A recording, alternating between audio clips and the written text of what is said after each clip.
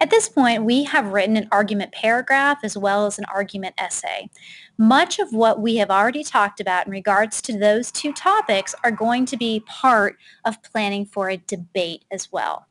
So before I actually get into the format of what a debate is, we have to define debate. Okay, so a debate is a formal competition in which two opposing teams make speeches to support their arguments and disagree with those of the other team. So you're going to have the argument and then the counter argument, basically everything that we've already talked about, except now it's going to be in a verbal format rather than a written one. Every team is going to have a resolution. Okay, the resolution is essentially your argument. It is your thesis statement. It is your position on the issue. In this debate, we're going to consider what we've already been talking about in regards to changing human nature, such as the intelligence that Charlie gains through the surgery, or the plastic surgery that is done to change the faces of the future. So our resolution for this debate is, should we tamper with the laws of nature? We will have two sides to the argument. First, there is the affirmative side. The affirmative side is the pro side of the issue.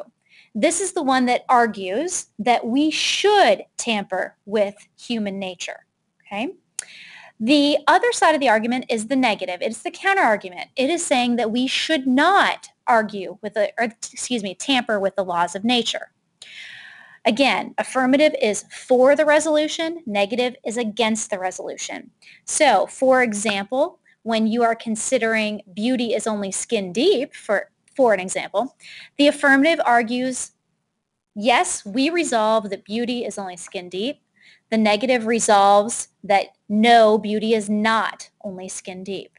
So in regards to your debate, you would resolve, yes, we believe that we should tamper with the laws of nature.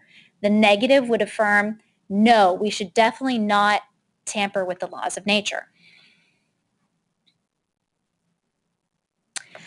The first thing that your team of 4 is going to be tasked to do is to write a context paragraph together. The debate opens with this context paragraph, and simply it gives background information about why this topic is important, why it is something that we need to discuss. Why is it worthy of argument and debate? It doesn't go into the pro and the con reasons. It doesn't start talking about the affirmative and the negative. Instead, it just builds some background. Just like in our introductions for the argument essay. That context section was where we just give that background.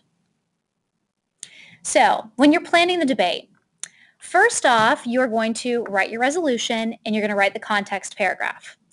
From that, you're going to develop an argument that has valid and logical reasonings as to why your position is correct. There must be research to support your points, just as there was when you wrote the argument essay. You had to back up everything you said with research.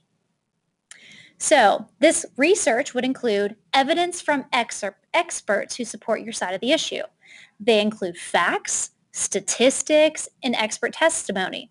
And having those for both sides of the issue is very important because it gives credibility to what you are trying to argue. So you definitely need to have that.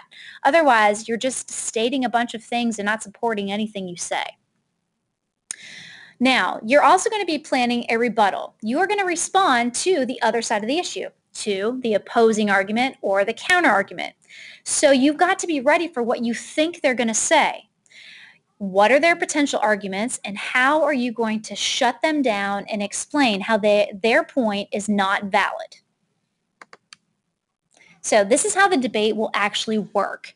You're going to be in teams of 4 and your 4 will face another team of 4, okay?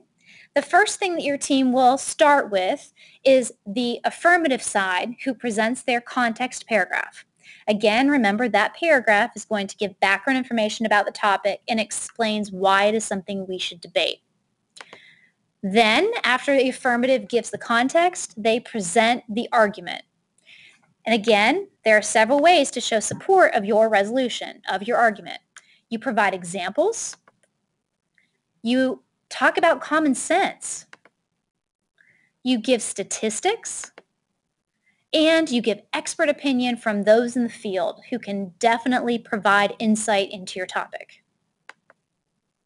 Now, while the affirmative team presents their argument, the negative team, the con team, you've got to be listening very carefully, very intently, because you have to then prepare a rebuttal of what they've said. You have to counter argument against them. Okay? How are you going to destroy what they have said?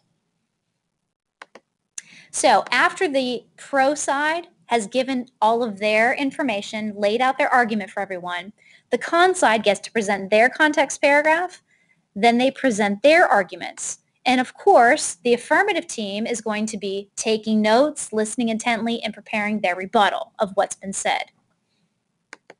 So after both sides have presented their argument, then pro presents their rebuttal to con. So that rebuttal should state the argument you are going to refute. So you really have to have paid attention to what the other side has said. So you can identify specific wording that they gave and then state the argument you're going to refute. You're going to state that you disagree with it, and you're going to explain why and how you disagree. And you want to make sure you're backing that up with evidence. This is all about logic, and it's all about reasoning. So you've got to make sure that you are including that in the response that you're giving to the other side. After pro then gives their rebuttal to con, it's con's turn to give their rebuttal to pro based on what pro said in their argument when they began. So after we've given our rebuttals, pro then gets to refute what con has said during the rebuttal. That would be where you respond to what they said during the rebuttal, in which you're trying to prove or discredit what they have said. This person will also make all of your closing remarks. And you really, when you make a closing, want to restate your argument again. You want to give some additional evidence, and you want to make a call to action, okay, of what could happen if we don't follow what your argument is setting out. Okay, after that, of course, the con side will get to refute pro's rebuttal and make their closing remarks. Now, it's important, again, as I said, that you make sure you have evidence to support your argument. If you don't have research, you're not going to be able to logically and reasonably present your argument. Okay? You're not going to have nearly the credibility that you could. There will be a panel of judges who are going to listen to your debate, and they're going to select a winner, and that winner is the one side that provided the most valuable, valid, and logical argument and fully supported their points through research and reasoning. This is a major assessment, and I know it is the first time that you've had to verbally argue, but you've been practicing, so you are ready to do something like this. I know you're going to be successful. You just have to prepare and work really hard with your team to do the best that you can. Good luck, and I'll see you at the debate.